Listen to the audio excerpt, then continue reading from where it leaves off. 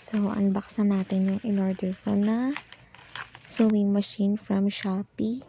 So, yung pinambili ko dito is yung nakuha ko sa Manimax na 2.5 upon approval sa HSBC. Actually, ngayon 3,000 na siya. Kung naghintay pa ako ng konti, 3K sana yung nakuha ko. But anyways, 2.5 is 2.5.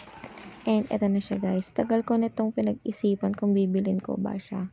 Pero ayokong gumastos using my own money.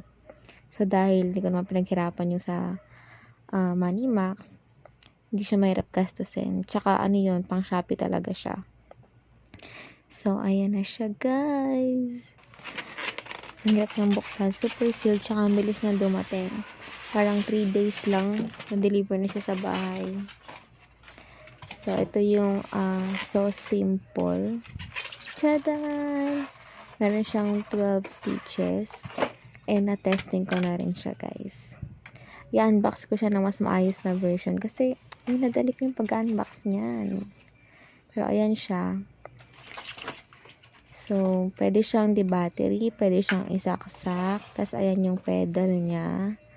Tapos, ayan yung pangsaksak. Pangsaksak talaga. And then, ayun. Try ko mag-upload dito kapag magaling na akong manahin.